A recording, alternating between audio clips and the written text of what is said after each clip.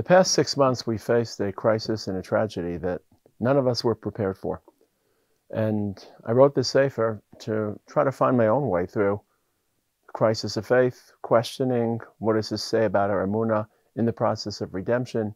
How is the world around us changing? Why is there so much hatred?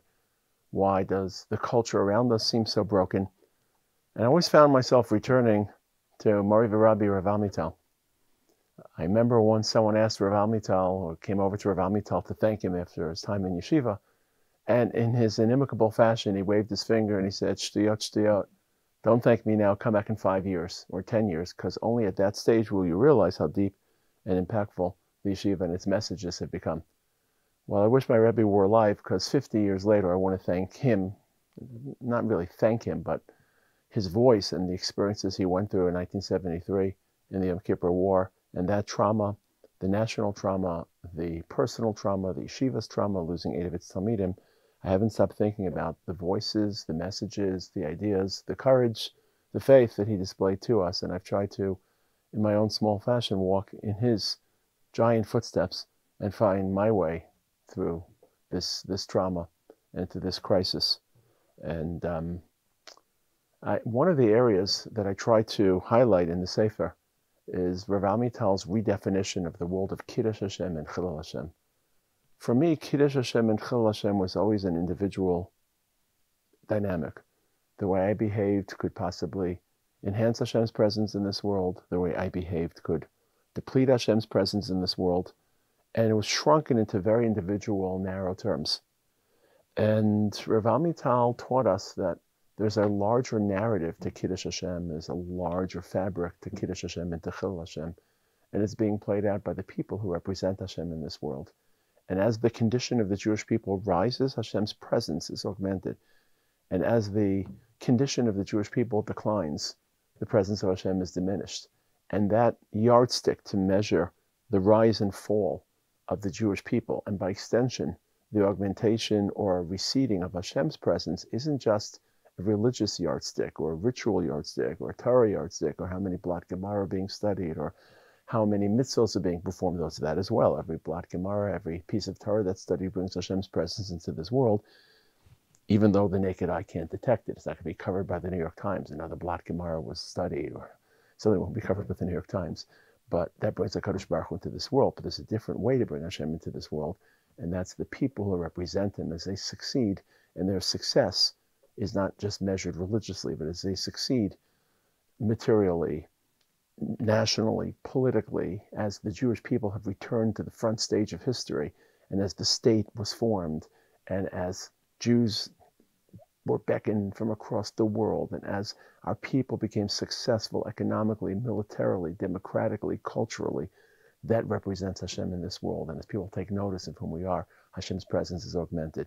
And Chas v'Shalom, as Rav Amital told us so often, the Holocaust was the single greatest Chillul Hashem since Churban Beis HaMikdash. Even though the last 2,000 years was dotted with pogroms and with persecution, the systematic attempt to eliminate anything and everything Jewish from this world was not just an attack on our people, but by extension, since we represent Hashem, was an attack on Hashem's presence. And in Rav Amital's sense, the return to Israel in 1948, that return was meant in part to offset, not to create any moral equality, God forbid, or historical equality or parity, but it restored Hashem's presence in this world.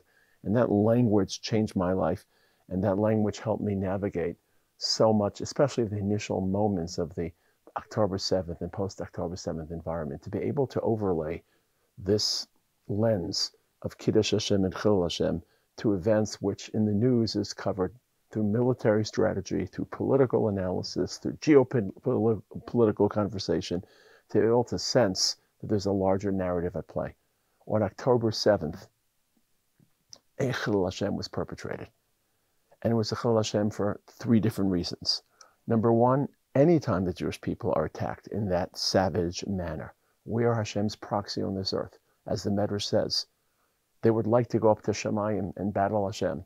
When they can't, they vent their anger and their frustration against us. And so much of this is subliminal and subconscious. And if you interviewed your average anti-Semite, if you interviewed your average Hamasi Makshimo terrorist, they won't quote the Medrash, but There's something deep in human conscience that rebels against the divine presence in this world, rebels against Hashem's presence as well. I'll try to articulate that and elaborate it. So anytime the Jewish people are attacked, however, what made October 7th a Chillul Hashem beyond all the pogroms and all the persecutions and all the inquisitions we've suffered to that point over the last 2,000 years was that it happened in our land and about our land. It happened in our land where we thought all this persecution and pogroming and wild, savage, defenseless Jews was a relic of our tortured past in exile, and we discovered that it still exists, and it's still a struggle and a battle that we face, and we still haven't escaped it. And it didn't just happen in our land, but happen about our land as part of the struggle for land. And for our believers, the struggle for land is not just the struggle for a place for Jews to raise a state and build, but it's a struggle over our ancient homeland that was promised to us by Kadosh Baruch Hu, Ki l'zarecha atenis haaretz hazos, which Hashem already told us would incite hostility and jealousy and rivalry because it's the land of HaKadosh Baruch Hu. And that is something that the Umos HaOlam know intuitively as well, subconsciously. And that was the second component of what made October 7th a Chillul Hashem. Not just an attack against our people, but an attack against our people in their land and an attack against their land. But on top of those two layers, what also made it such a severe Chillul Hashem, an attack against the Ribono Shel Olam, was not just the attack on his people in his land, but that it was time on Shabbos Simchas Torah. I remember Rav Amital, I think it was about 20 years ago, discussing the Yom Kippur War on Yom Kippur. And he was crying during his sikha. And he was saying one of the reasons that we triumphed after the initial surprise attack on the Yom Kippur War was the following: the notion that Yom Kippur and Kedushas Yom Kippur could be manipulated or wielded and weaponized against the Jewish people. The thought that because it's Yom Kippur, we were caught by surprise and that would lead to the defeat of the Jewish people, that concept was unacceptable in Shemayim. And 50 years later, it happened again on another Shabbos, this time not Shabbos of Yom Kippur, but Shabbos of Simchas Torah. And to take the gift that Hashem gave us, Chazal say, Goy Shabbos Chayv Misa. Every culture has a day off, but this is our day off. This is our bris, Osi B'nei Elim B'nei Yisrael. It's a bris between ourselves and the Ribono Shel Olam. We rest on the day that he rested. And to invade that day and to try to weaponize that day. And on top of it, not just being Shabbos, but the day in Eretz Yisrael, it's Simchas Torah. I know people in Chutz La'aretz refer to it as Shmini Atzeres, but for us it's Simchas Torah, the day that we delivered to Hashem as a gift to celebrate the Torah that we brought into this world, that he delivered to us. That was a Chillul Hashem. And because it was a Chillul Hashem, this is not just a war that's being fought over territory or to defeat evil, it's that as well. But it's a war to restore the presence of Kodesh Baruch Hu. And Rav Amital would always quote the Rambam to us, the Rambam in Hilchos Malachim, Perek Zayin: when a person enters war, he should rely on Mikveh Yisrael, the hope of the Jewish people. V'yeda, the Rambam writes, Sha'al Yichud Hashem hu oseh milchama. Any war to defend the Jewish people in their homeland is considered a war about Yichud Hashem, to defend Hashem's presence. Certainly this war is a war about Yichud Hashem and about Kiddush Hashem. And not just symbolically, because it was an attack against our people in our land on Simchas Torah, but because the criminals, the terrorists, the culture, the Islamic fundamentalist culture, directly denies the presence of Hashem. It's a culture of heresy. Now that's a strange comment to make. And it's important to be clear about this. This face-off between Judaism and Islamic fundamentalism, this face-off doesn't feel as binary as it did in the past. When we faced off against the Romans were paganists. The Romans were barbarians. The Romans hadn't any sense of monotheism. So we were representing true, real religion, and they were vulgar barbarians. And now all of a sudden Islam speaks in the name of religion. And in many ways, it's much less of a corruption of monotheism than Christianity, because Christianity has paganist elements to it, and Islam is a much more pure blend of monotheism. But at least Islamic fundamentalism, though they speak in the name of religion, and they speak in the name of Hashem, and they speak in the name of God, they're nothing more than heretics. They're nothing more than atheists. Why? They're charlatans. Because denying the ways and the traits of God is tantamount to denying his presence. They speak of a God who doesn't exist. God is merciful. He's mechalkel chaim b'chesed.